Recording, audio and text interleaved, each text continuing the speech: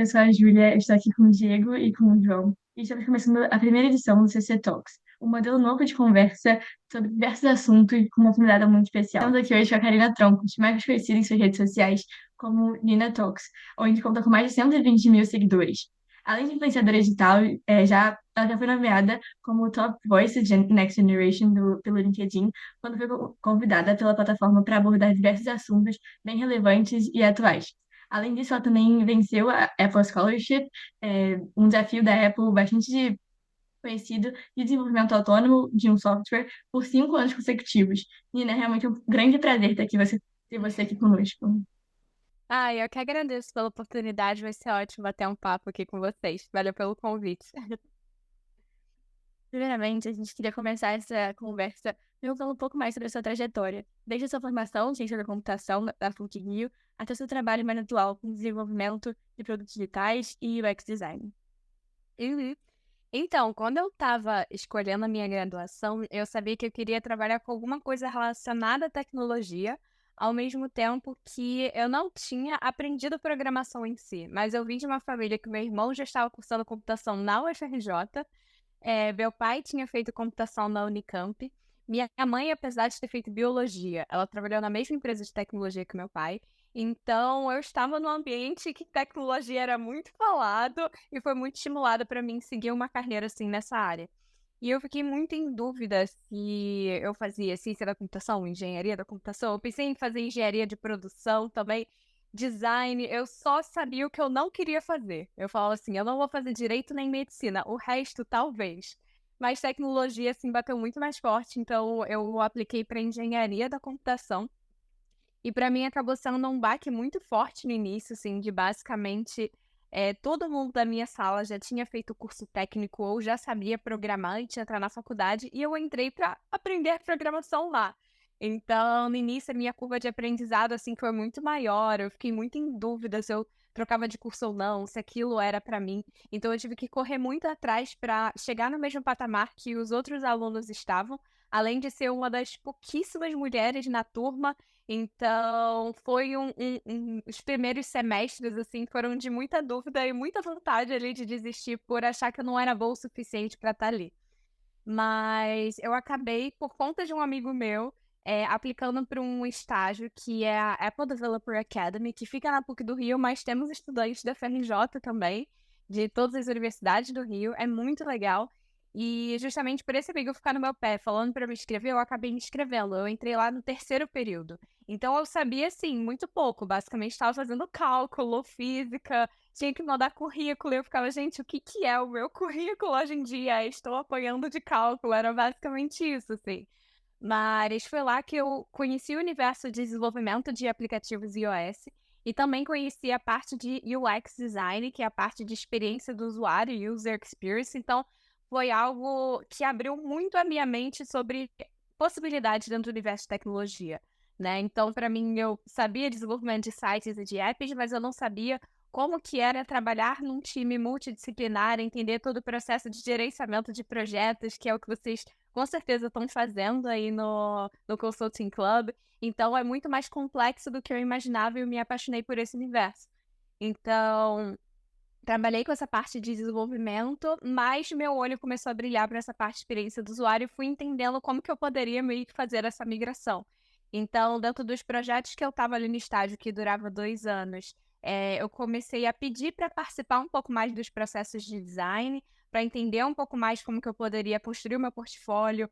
Eu puxei matérias eletivas do departamento de design, eu fui lendo livros, eu fui fazendo cursos gratuitos na internet, indo em eventos. Então, eu fui buscando como que eu conseguiria deixar o meu currículo mais interessante com essas coisas extras para quando eu terminasse esse meu estágio em desenvolvimento, eu pudesse aplicar para o estágio UX. E aí foi isso efetivamente que deu certo. Então, logo depois, quando estava perto de terminar, eu me inscrevi para o estágio UX na Globosat.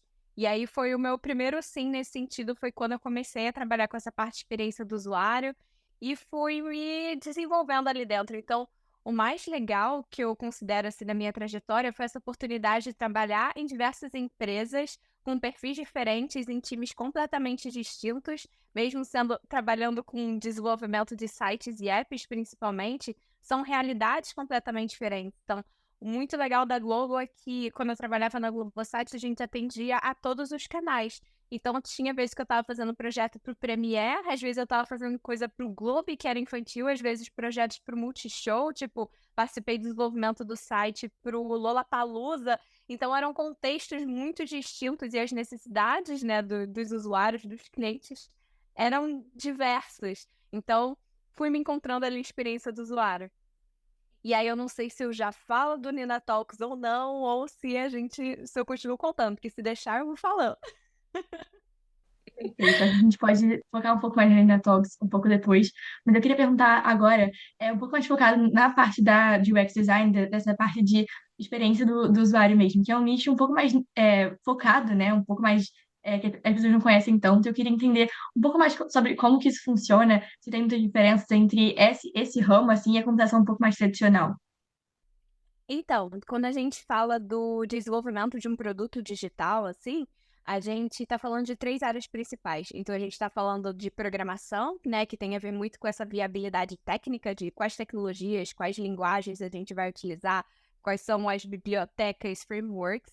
A parte de design, que acaba sendo a parte de experiência do usuário, de quais são as necessidades dos nossos usuários, quem são eles, o que que eles precisam, quais são os problemas, como que a gente vai tangibilizar isso através de um produto, de um serviço. Então, tem essa pegada muito mais humana, mas entendendo, né, do ponto de vista de tecnologia, o que que a gente pode construir ali de solução. E a terceira área, que é a área de negócios, que a gente chama a área de produto. Então, tem uma carreira que se chama Product Management, que tem a ver, né, com gestão de produtos como um todo, que está muito mais ligada à área de negócios e que a nossa empresa está buscando de visão, como que a gente constrói um produto que está de acordo, né, com que a empresa está buscando solução, que vai dar lucro, que está alinhado com as nossas metas. Então, acabam sendo esses 3 pilares principais. Então, os times de tecnologia que eu trabalhei eram formados majoritariamente por 1 ou 2 UX designers, uma pessoa ali de produto, e a quantidade de devs ali necessária, seja 3, seja 5, seja 7. Então, eram timezinhos, diversos times que a gente chama normalmente de squads, que são formados por essas, né, digamos assim, profissões, e que a gente vai trabalhando assim em conjunto. E aí o meu trabalho é muito focado em 2 partes principais, que a gente chama a parte de discovery, descoberta, e a parte de delivery, de entrega. Então, essa parte de a gente está enxergando que tem uma oportunidade nesse sentido, então a gente tem que fazer descoberta, tipo, temos que fazer entrevistas com as pessoas, temos que fazer testes com o nosso produto de uma funcionalidade específica para ver se está fazendo sentido ou não. E depois a parte de delivery, que é efetivamente o fazer, né? De, tipo, construir isso visualmente, etc e tal. Então, esse é mais ou menos, assim, um fluxo do nosso trabalho, que envolve tanto a parte de pesquisa como prototipar, como ir acompanhando as métricas e mais ou menos como que funciona a organização dos times.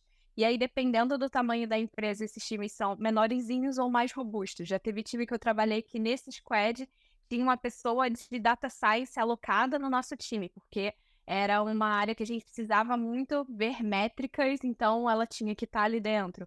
Ou alguém de QA, que é de Quality Assurance, então tinha que ter alguém dessa parte de qualidade, porque era um sistema de pagamento, então a gente tinha que fazer muito teste para ver se o fluxo de pagamento ele estava funcionando, todos os erros possíveis. Então, dependendo da necessidade do time, esse time vai crescendo, mas é majoritariamente formado por essas 3 disciplinas, assim. Perfeito. Eu acho também um outro ponto bem interessante da sua trajetória, além dessa parte mais focada em UX design, é o seu reconhecimento e a sua ligação mesmo com a Apple e com as iniciativas da Apple em si, né? Então, eu queria entender como que funcionam, primeiramente, esse programa que você já participou, tanto o Apple Developer Academy quanto o Apple Scholarship. Então, que são projetos muito interessantes que as pessoas devem ter muita qualidade. Então, a gente queria entender um pouco mais sobre como funcionam. Sim, eu amo falar sobre isso porque não é muita gente que conhece e, tipo, abre muitas portas para muitas pessoas. Então, acho que a maior felicidade que eu recebo, assim, de mensagem é: Linda, conheci a Academy através de você, tem no meu estado, consegui me inscrever, porque tem Apple Developer Academy em 10 lugares do Brasil, tem em outros lugares do mundo, como por exemplo a Itália, tem um gigantesco, são turmas de 400 pessoas, mas a gente tem aqui no Brasil em 10 lugares, então temos Rio, temos São Paulo, Manaus, Recife, Brasília, Porto Alegre, Curitiba, e eu sempre esqueço de algum, mas tem no site, depois quem procurar Apple Developer Academy Brasil vai encontrar todos. E tem vínculo com universidades, tanto público quanto privadas. Então, aqui no Rio, fica na PUC do Rio, mas aceitamos universitários de todas as universidades do Rio. Então, temos gente da FRJ, temos gente da Veiga, da Estácio, UF, enfim. Então, é um programa muito legal de 2 anos, que é como se fosse um estágio, mas a gente pega estudantes jovens que estão no início da carreira e querem aprender sobre desenvolvimento de produtos digitais. Então, a gente ensina tudo lá dentro. A gente não exige que as pessoas tenham algum conhecimento técnico. Então, a gente ensina a linguagem de programação Swift, a gente ensina sobre design, a gente fala também sobre negócios. Então, é um lugar para você experimentar, testar bastante. Tem os mentores, que aí eu sou do quadro de mentores, e a gente traz muitos convidados externos para ver essas soluções. Então, não tem nota, mas tem um acompanhamento ali de todos os projetos. A gente está sempre muito próximo, vendo quem está participando, pensando a estratégia de cada um desses desafios. Cara, então é um programa, assim, que revolucionou a minha carreira. Eu sinto que em 2 anos eu devo ter crescido, tipo, 10, porque eu me desenvolvi tanto nessa parte técnica como também a comportamental. Antes disso, eu morria de vergonha de apresentar qualquer coisa, e lá eu tinha que apresentar coisas toda semana, então a gente vai vencendo o medo e vai se sentindo muito confortável. Então, esse é um dos projetos que é aberto para universitários. E tem o Apple Scholarship, que hoje em dia o nome é Swift Student Challenge. Ao longo dos anos, eles foram mudando o nome do projeto, em que você tem em torno de 10 dias para desenvolver um aplicativo por conta própria. Então, você tem que fazer toda a parte de programação, toda a parte de design, e aí você envia um aplicativo para essa competição a partir dos termos que eles lançam naquele ano. Costuma ser uma experiência interativa de 3 minutos, e aí você tem que enviar o seu projeto e também responder algumas perguntas sobre ele. E eles escolhem 350 alunos do mundo e premia. Antigamente, lá em 2018, por exemplo, quando eu fui uma das vencedoras, eles convidaram os 350 para a gente ir para a conferência da Apple lá na Califórnia. E aí a gente tinha hospedagem, a gente podia pedir auxílio passagem, tinha alimentação no evento e tal.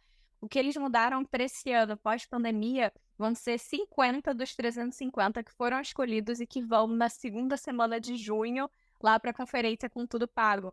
Então, assim, é uma baita oportunidade e é aberto para estudantes a partir de 13 anos, não pode estar trabalhando full time, e a maioria das pessoas de outros países tem, tipo assim, 15, 16 anos que ganha a competição. É uma realidade muito distinta do Brasil, porque as pessoas acabam tendo muitas vezes o primeiro contato na universidade, através de um estágio, através das Apple Academies, mas nos outros países é muito louco ver você chegar lá e subir uma criança de 15 anos que ganhou o mesmo prêmio que você já se sentindo incrível. Caraca, eu consegui com 20, a criança conseguiu com 13, 14, 15. Tipo, é outro universo, assim. Mas é muito legal. Então, são 2 coisas distintas que as pessoas acham que uma coisa tá atrelada à outra. Essa proximidade é porque a maioria das pessoas que sabe que isso existe e sabe programar para o universo Apple é porque participou da Academy. Bom, Nina, ao longo da sua resposta você comentou muito que esse programa está relacionado ao desenvolvimento de produtos digitais e negócios, mas eu imagino também que esteja muito relacionado ao próprio empreendedorismo, principalmente voltado para esse ramo mais tecnológico. Nesse sentido, você como mentor, imagino que tenha desenvolvido algumas virtudes principais, fundamentais, assim, para se desenvolver no empreendedorismo, como cativar pessoas, chamar atenção para um produto ou alguma marca. Então, assim, seguindo nessa linha, como que você realmente desenvolveu essas características? Se você teria alguma experiência que você gostaria de contar, assim? Uhum.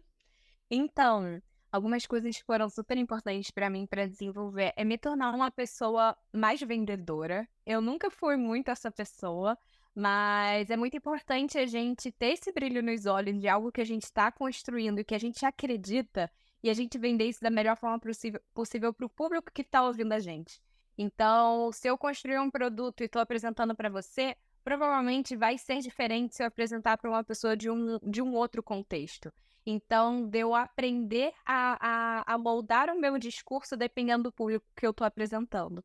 Então, se eu estou numa empresa, por exemplo, e aí eu vou apresentar para minha chefe, é diferente de como eu vou apresentar para o meu par ou como eu vou apresentar para alguém que é muito superior. As pessoas precisam de informações diferentes, então eu tenho que moldar essa minha apresentação e o meu discurso de formas diferentes. Então não é porque eu montei uma vez aquela apresentação que vai ser sempre a mesma para todo mundo. Isso foi algo que eu aprendi e que ao longo dos anos eu vi o quanto isso tinha valor. A questão também de ser uma pessoa adaptável e flexível quando a gente está falando desse mundo de construção de produtos e serviços digitais, as coisas mudam a todo tempo. Então a gente tem que desapegar da ideia de construir, é isso, vamos colocar na rua, tem que dar certo, sendo que muitas vezes acaba dando errado. Então a gente tem que desapegar disso, dar uns passinhos atrás e falar o que eu fiz de errado, o que eu consigo ajudar.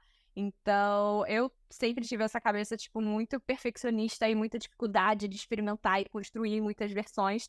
E trabalhando com isso, assim, é experimentar, é testar, é errar 1000 vezes até construir algo que faz sentido e aprender a não me frustrar com esse tipo de coisa e entender que faz parte do processo. E quanto antes a gente colocar na rua, melhor da gente ter esses insumos e esses feedbacks do que efetivamente vai fazer sentido ou não. Então, de não esperar estar perfeito para colocar na rua e ter essa coragem de, tipo, antes entendendo e já envolvendo as pessoas nesse processo. Acho que esses foram os 2 principais aprendizados, assim. Perfeito, Nina. Um outro ponto que eu achei também bem interessante nos programas é justamente o desenvolvimento dos jovens, justamente dessa mentalidade mais voltada para o empreendedorismo também.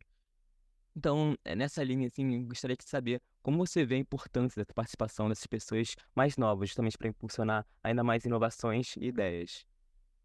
Nossa, super importante, eu não enxergava muito isso. Eu achava que por eu estar no início da minha carreira, eu não seria a pessoa, tipo, tão importante ali numa roda de conversa, o que eu estaria trazendo não seria tão interessante, eu sempre acabei ficando um pouco mais calada. E aí, quando eu entrei numa empresa grande, por exemplo, como a Globo, eles falaram assim: olha, a gente quer ouvir você, a gente contratou pessoas no início da carreira porque vocês vão trazer uma visão completamente nova de algo que, por exemplo, a gente já está 100% viciado, a gente acha que é daquela forma, só porque foi daquela forma a vida inteira, que deveria ser, né, continuar sendo feito dessa forma. Eu quero que você me pergunte por que que isso é assim, por que que aquilo é assado, para a gente parar e refletir e trazer um novo olhar. Então, a partir do momento que eu recebi esse feedback, eu me senti mais à vontade para trazer esse meu ponto de vista, trazer outras vivências, fazer muitas perguntas, porque era um contexto completamente novo para mim. E aí eu fui vendo o quanto esse meu olhar mais novo trazia contribuições muito importantes para o time. Então, ter tido essa vivência também de ter construído os meus próprios projetos, ter colocado ele na rua, entendido o que deu certo, o que deu errado, ter projetos pessoais. Quando eu fui para o mercado de trabalho, eu vi que isso era, tipo, um grande diferencial que eu achava que não era, e realmente assim foi. Então, eu sou uma pessoa que acredita e apoia muito esse empreendedorismo e muito essa questão também de projetos pessoais. Eu sempre fui muito a favor, sempre fui fazendo coisinhas em paralelo, isso foi desenvolvendo várias habilidades que eu não enxergava no início e que hoje em dia eu enxergo, assim. Perfeito. Então, seguindo nessa linha ainda do estímulo a essa visão, essa mentalidade mais empreendedora, então você acabou aprendendo bastante durante as experiências que você acabou realizando, assim, mais profissionalmente. Porém, gostaria de saber, assim, voltado mais para as escolas e universidades. Qual que seria o papel da educação empreendedora justamente para promover essa mentalidade nos jovens?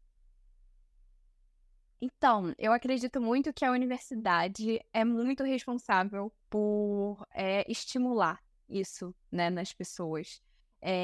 Eu gosto muito desses programas de inovação, de iniciação científica, de programas que aceleram startups de alunos de universidades, de escolas, porque é isso que permite que a gente tenha diferentes experiências de mercado de trabalho, né? A gente seguir o caminho das empresas não é o único caminho da gente se ter sucesso. E acho que o Brasil é um solo muito fértil quando a gente fala de empreendedorismo e a gente é um povo muito criativo. E a gente enxerga muitas oportunidades que a gente tem, principalmente no Brasil, um país continental, muitas oportunidades para a gente atacar. Então, a gente aproveitar o espaço da universidade, que tem pessoas com realidades muito distintas, que estão cursando cursos diferentes dos outros e que trazem visões diferentes, eu acho que é o lugar mais propício para conseguir unir esses alunos e trazer soluções à vida. Então, eu vi cada projeto incrível nascendo na universidade e que, tendo a capacidade de ser incubado por outras empresas ou pela universidade em si, eu acredito que isso é o futuro, assim, é o equilíbrio entre o mercado tradicional com as inovações da universidade, isso que vai permitir que a gente chegue mais longe. Bom, Nina, seguindo nesse sentido, então, vamos falar um pouco de Brasil, vamos falar um pouco de atualidade. Você que justamente sempre teve esse desenvolvimento do conceito de tecnologia na família, quando a gente para analisar o papel do Brasil justamente nesse mercado, a gente sempre enxerga ele como um grande protagonista, mas restrito à parte do uso. E muito dificilmente a gente vê, em comparação com os outros países e as grandes potências, um papel de destaque do Brasil no que tange à produção. Então, como você acha que deve se comportar essa dinâmica daqui para frente? Você acha que o Brasil tende a ser mais produtor de tecnologia? E caso não, como a gente pode dialogar com isso? Como a gente pode contornar esse atraso, de certa forma, que a gente tem? A gente sofre com um problema muito grande, que é a questão da fuga de cérebros para o exterior, né? De salários mais atrativos, uma segurança maior, uma qualidade de vida maior. Então, quanto maior a senioridade da pessoa, maior a chance dessa pessoa acabar indo, né, para o exterior. Então, muitas vezes o Brasil acaba sendo um polo muito grande de formação desses profissionais. E aí, quando eles têm a oportunidade para fora, eles acabam indo, que acaba sendo uma perda nacional super grande. E eu entendo os dois lados, né? Então, tem a ver com essa questão de estímulo e a possibilidade de que essas empresas que nasceram aqui dentro tenham espaço para crescer e recebam incentivos e que recebam ajuda financeira de algo que, para mim, é super legal, é cada vez ver mais unicórnios brasileiros surgindo. E são empresas que resolvem os problemas nacionais, porque algo que é trazido lá de fora não necessariamente vai funcionar aqui. Então, por exemplo, estão chegando carros novos, elétricos aqui no Brasil, e aí tá dando vários problemas, porque não foi pensado para o trânsito que tem aqui, para a umidade, para o calor, para as nossas estradas. Então, quando vem algo de fora, as coisas precisam ser adaptadas de alguma forma. E quando nasce aqui dentro, já foi pensado aqui para dentro. E como o Brasil tem essa questão que a gente comentou do continental, são tantas realidades, tantas coisas que a gente tem que levar em consideração, que quando é pensado num pequeno país lá da Europa, não necessariamente vai funcionar aqui. Então, a gente construir algo nesse solo que é muito mais diverso, quando vai para um lugar muito menor, a chance de dar certo é muito maior. Então, tem que ter tanto incentivo da parte do Estado, como também empresas que estão mais na frente, olhar para essas empresas que são menores e trazer para dentro, que seja adquirir, que seja colocar dinheiro, enfim. Existem muitas formas e eu tenho visto cada vez mais projetos de aceleração de startup. É algo que eu acompanho bastante. Eu sempre mando os links para os meus alunos e eu falo, gente, se inscrevam, é uma oportunidade super legal de vocês conseguirem mais capital, de vocês conseguirem fazer networking, de vocês atraírem as pessoas certas pelo negócio de vocês.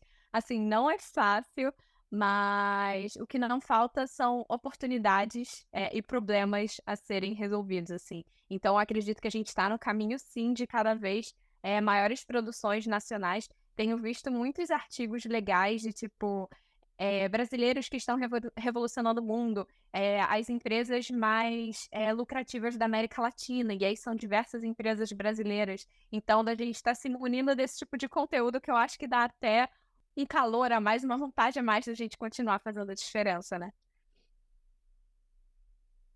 Perfeito. Um ponto dessa gente pode, assim, que eu achei bastante curioso, assim, que é algo que a gente também trabalha bastante dentro do clube, assim, no estudo, é justamente sobre essa questão das startups, assim. Então, você comentou, assim, que hoje existem projetos de aceleradoras, existem também incubadores, justamente para auxiliar, para estimular ainda mais essa mente empreendedora. Mas eu gostaria de saber, assim, como que você acha que poderia ser um estímulo ainda maior para os jovens, assim? Então, você falou do networking, ou também, por exemplo, frequentar eventos, assim, como que você acha que os jovens podem aprender cada vez mais sobre esse ramo para conseguir estruturar negócios ainda melhores? Nossa, se tem uma coisa que eu subestimei no início da minha carreira, é o networking, é a conexão e é também se mostrar para o mundo. Aquela frase do se você não é visto, você não é lembrado. Então, quanto mais você se mostrar presente onde as pessoas do seu interesse estão, permite com que, né, a visão do seu negócio e de quem você é se expanda. Então, de você estar presente principalmente no LinkedIn, de você estar engajando com as pessoas certas, de você estar participando de eventos, principalmente presenciais, porque as melhores conexões que eu fiz foi na questão ali do almoço, do cafezinho, do trocar uma ideia ali no momento, de me conectar com essas pessoas e manter esse relacionamento. E da gente estar ajudando antes da gente também pedir uma ajuda.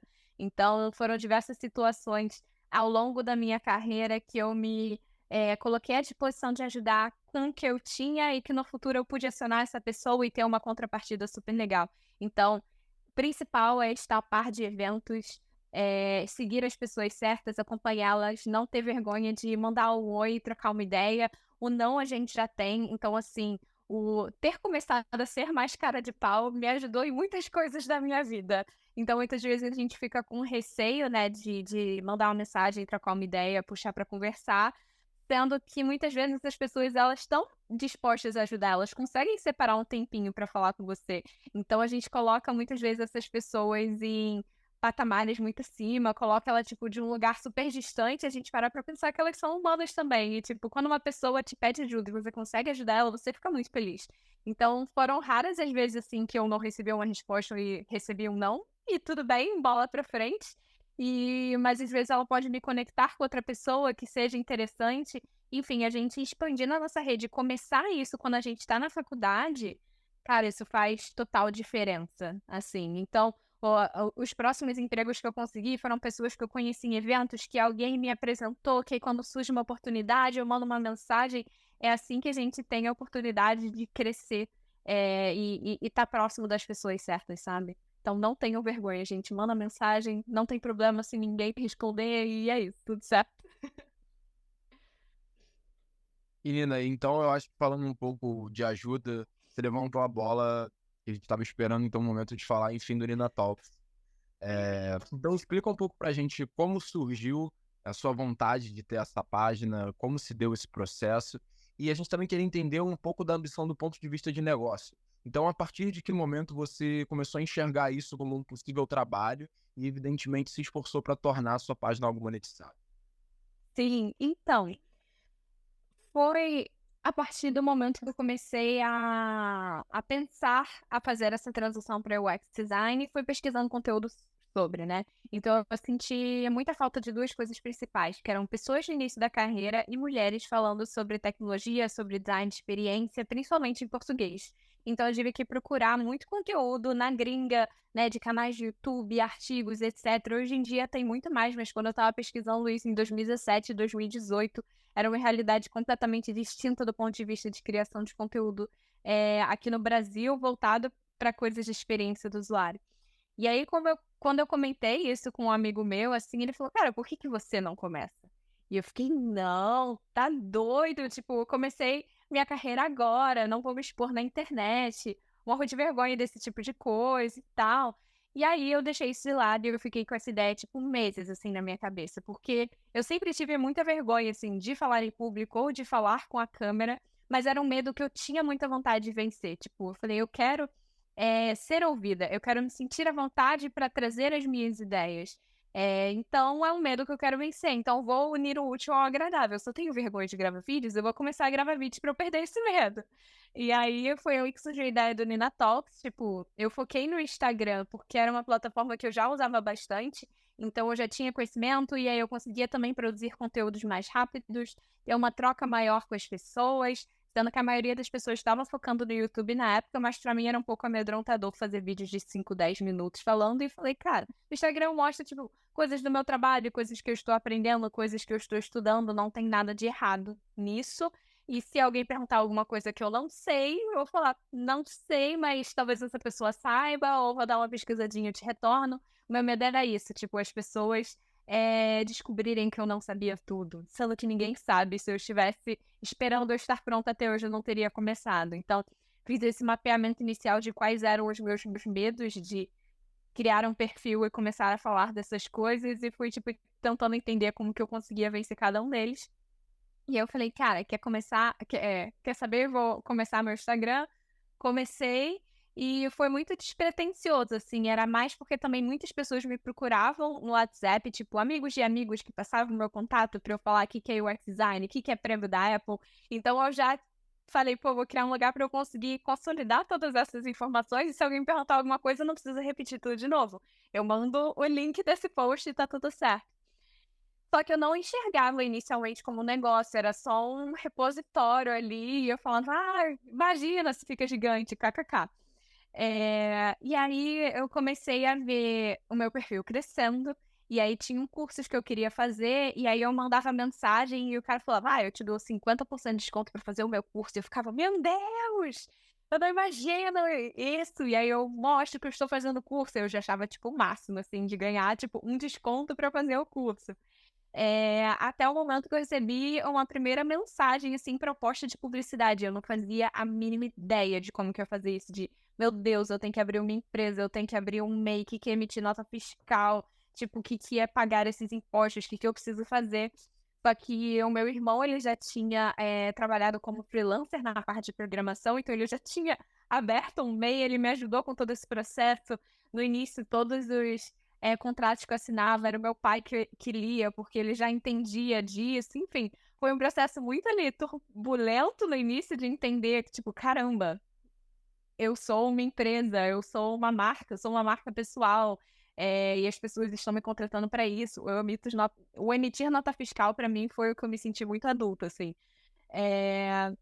E eu fui entendendo que isso estava crescendo, e aí eu não podia ser mais MEI, eu tinha que escalar para uma microempresa por conta de faturamento, e eu comecei a procurar agências para me ajudarem a fazer todo o controle dessa parte comercial, de empresas que estão me contactando, tem que alinhar briefing, tem que ver a questão jurídica, comercial, e aí foi quando eu realmente fui vendo que isso estava virando um negócio.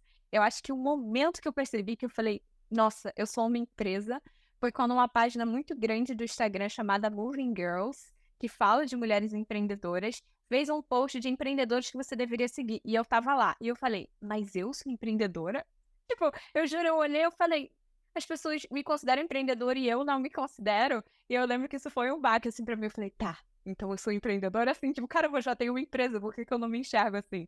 Então foi um processo de entender como criadora de conteúdo, sou uma empresa, sou uma marca pessoal, entender como eu quero ser vista, como eu quero ser lembrada, quais são os meus pontos fortes, como que as pessoas estão me enxergando, quais são os projetos que eu quero fazer, como que eu consigo atrair essas marcas, e enfim, já são aí 5 anos de produção de conteúdo desde que Nina Talks nasceu. Então, é muito legal ver pessoas que acompanharam todas essas minhas fases. Teve gente que me mandou mensagem essa semana falando, Nina, 3 anos atrás eu fiz a minha transição de UX, foi quando a gente trocou uma ideia, você me deu um direcionamento e faz 3 anos que eu migrei de nutrição para isso. Eu falo, gente, uma pessoa me acompanha há muito tempo, que doideira, ela já me pegou em diversas fases diferentes ali da minha carreira. Então, as pessoas vão crescendo comigo, sabe? É muito doido. Então, depois desses 5 anos de, como você já comentou, né, conseguiu se dar conta de que era empreendedora, ultrapassou um pouco esses obstáculos iniciais, jurídicos, a gente queria entender também, daqui para frente, quais são as suas estratégias no sentido de se diferenciar cada vez mais e agora que você já conseguiu consolidar a sua página, se tornar cada vez mais excelente, enfim, só ver o progresso. Sim. Então, é um desafio constante, né, da gente se manter extremamente autêntico nas redes sociais, estar inovando, estar trazendo coisas novas, não cair na mesmice, conseguir atrair novas pessoas. Então, eu sou alguém que o tempo inteiro que está consumindo conteúdos diferentes, está pensando como que eu consigo trazer isso para o meu nicho e explorar ali de uma forma diferente. Ao mesmo tempo que é muito difícil, porque a gente está muito no automático. Vão surgindo coisas novas, demandas novas, você vai abraçando, continua fazendo da mesma forma com que você sempre fez, mas você tem que tomar o cuidado disso impedir você de continuar crescendo, das pessoas estarem te enxergando da forma com que você gostaria. E eu tô fazendo o movimento de tentar ao máximo construir uma frente que eu não dependa da entrega de algoritmo, né? De tipo Instagram. Por exemplo, eu comecei tem 1 ano a minha newsletter, que aí eu tenho 100% de certeza que vai chegar na caixa de entrada de todo mundo que está inscrito.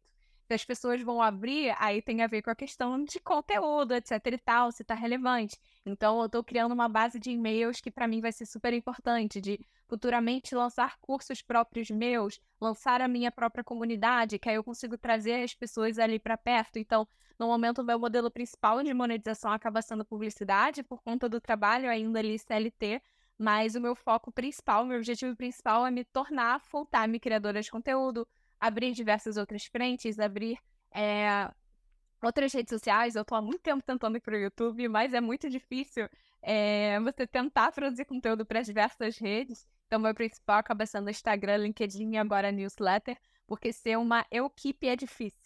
E delegar coisas ao mesmo tempo que o seu perfil é a sua marca pessoal é muito difícil também, porque é algo que carrega muito a sua identidade, a forma com que você fala, a forma com que você escreve, pensa, o conteúdo. Então, eu fico assim, para trazer alguém para trabalhar comigo, eu preciso capacitar essa pessoa a pensar e produzir conteúdo que nem a Nina.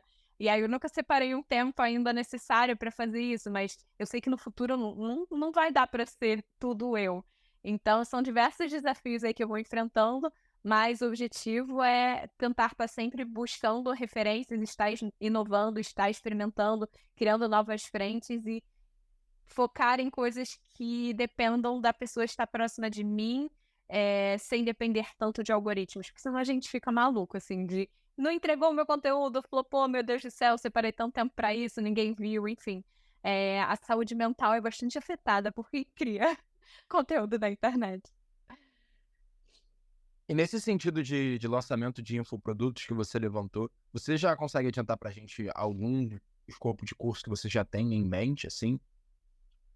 Então, pensando nessa questão de quero me diferenciar das outras pessoas, eu tenho vontade de construir uma comunidade que seja focado nas diversas frentes que eu acredito que eu sou muito boa e que as pessoas gostariam de aprender comigo, porque elas trazem isso para mim. Então, não apenas um curso de UX design que, cara, tem 20 cursos diferentes com pessoas extremamente capacitadas e que eu indico porque eu sei que são muito bons. Então, que é muito Nina e que as pessoas querem aprender comigo. Então, muito voltada para essa parte de marca pessoal, de comunicação, de crescimento, de carreira, de como que você faz uma progressão de carreira super legal, como que você utiliza as redes sociais para potencializar o seu alcance. Então, eu tenho muita vontade, tô num brainstorm ali super grande, mas eu acredito que isso é algo que vai atrair pessoas e fortalecer, tipo, quem é a Nina, pelo que a Nina quer ser lembrada, do que ser mais um curso numa área que tem muitas pessoas falando sobre. Então, é muito um movimento que a minha grande referência é o Eslen, do Reservatório de Dopamina. Cara, é isso, as pessoas querem aprender com ele. Se ele estiver falando sobre batata, as pessoas vão querer ouvir porque é ele, entendeu? Então, como que eu consigo estudar assuntos que eu gosto, falar de assuntos que eu domino e que eu sei que as pessoas querem escutar e trazer isso para algo que seja, tipo, muito Nina, assim. Então, esse é o meu principal plano. E eu nunca falei isso pra ninguém, assim, abertamente. Então, ó, os privilégios aqui. Só quem estiver ouvindo aqui vai saber. São muito privilegiados. Eu acho que outro ponto também bastante Nina, assim, sobre você e sobre a sua plataforma digital, é que você deixou muito claro que um dos seus maiores objetivos é realmente compartilhar todas essas experiências e seus conhecimentos com mulheres e mostrar que mulheres também são capazes, né, nesse mundo da tecnologia que pode ser um pouco mais masculino. Como que você faz, assim, tipo, estratégias, enfim, para direcionar um pouco mais esses conteúdos mais especificamente para esse público?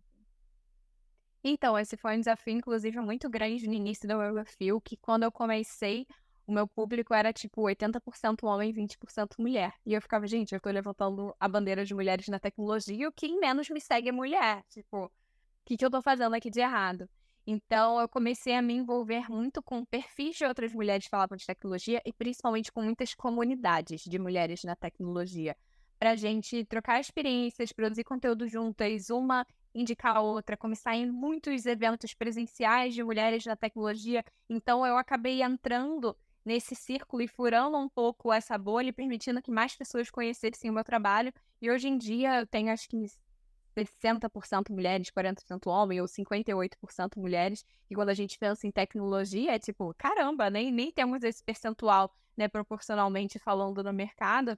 Então, foi um trabalho ali realmente extremamente intencional de como que eu consigo chegar a essas mulheres, seja através dessas comunidades digitais, ou seja através dessas comunidades presenciais e levar elas para o digital, mas foi um desejo muito grande meu ali desde o início. Então, e eu acabo trazendo essa pauta de uma forma mais natural, não é algo que eu acabo falando ali o tempo inteiro, para não ficar só mulheres ali me acompanhando, e muitas vezes as pessoas falarem, tá sempre falando o mesmo tema, mas as pessoas acabam me enxergando uma referência nesse nicho, porque é um caminho ali natural, é uma pauta que eu acabo, tipo, levantando naturalmente, trazendo esse tema que acaba sendo, tipo, um valor muito forte do Nina Talks, então não tem como contestar que acaba sendo uma pauta minha, né? Sim. E eu acredito também que sendo um setor, assim, tão masculino, deve ser muito difícil você ter segurança, assim, pra falar mais sobre e, tipo, se mostrar confiante mesmo em tudo que você sabe. Mas você se mostra muito confiante, assim, acho ótimo tudo. Então, como que você conseguiu, assim, se consolidar e realmente se entender mesmo que você era capaz de tudo isso e se mostrar tão confiante, assim? Então, foi muito assim, colocando a cara a tapa aquelas frases fake it till you make it. Porque, cara, vídeo a gente pode gravar 20 vezes se for necessário. Então, assim, eu sempre gravo as coisas muitas vezes, eu fui ganhando essa intimidade com a câmera, me sentindo à vontade. Eu sempre fico ainda nervosa ao subir num palco, alguma coisa assim. Mas eu já sei um pouco mais de como que o meu corpo funciona. Então, exercício de respiração que eu preciso fazer, tipo, vou beber uma água, vou ensaiar mais, que aí eu sei que isso me deixa mais tranquila, ou conhecer o espaço antes, que aí eu já sei, o microfone vai estar ali, o passador de slides, então eu sou uma pessoa que o improviso me pega de uma forma que me deixa muito ansiosa. Então, eu gosto de ter o máximo controle ali da situação. Então, isso de conseguir me preparar para quem é o meu público, ou como que vai estar disposta a apresentação, treinar diversas vezes, isso me dá confiança. Então, tem muito a ver com autoconhecimento mesmo, de para mim isso daqui funciona, mas ao mesmo tempo entender se eu precisar improvisar, o que eu preciso fazer. Então, é muito interessante que conforme o tempo vai passando, a gente vai se entendendo e descobrindo o que faz sentido pra gente. E acho que a questão, as pessoas veem os vídeos e enxergam isso de que eu falo com confiança, mas foi muita prática, assim. Se eu vejo um vídeo meu de 5 anos atrás, dá pra ver que eu falo com uma vozinha super baixa e super envergonhada. Parece que eu tô, tipo, entrando, assim, numa concha e vejo que eu gravei 30 vezes. Só que, pô, depois de gravar, assim, sei lá, mais de 1000 vídeos, com certeza, e reassistindo e vendo, pô, acho que o tom de voz não tá tão interessante, ou mexi demais a minha mão, ou isso daqui não tá muito interessante, você vai colocando a intenção e se corrigindo e se tornando mais proficiente nisso. Então, a confiança vem muito com a prática, pelo menos pra mim foi muito assim, e do autoconhecimento, de entender o que pra mim, tipo, a forma com que eu construí minha confiança não vai ter exatamente a ver com que outra pessoa constrói a confiança dela, né? Falando sobre esse setor um pouco mais da tecnologia, essa questão das mulheres, enfim, você acredita que tem alguma forma, como é que eu vou dizer, alguma oportunidade mesmo que pode ser um pouco mais explorada para que as mulheres sejam um pouco mais incluídas nesse mundo? Então, a questão é de que eu entrei no mundo da tecnologia porque, para mim, foi mostrado como uma possibilidade desde cedo.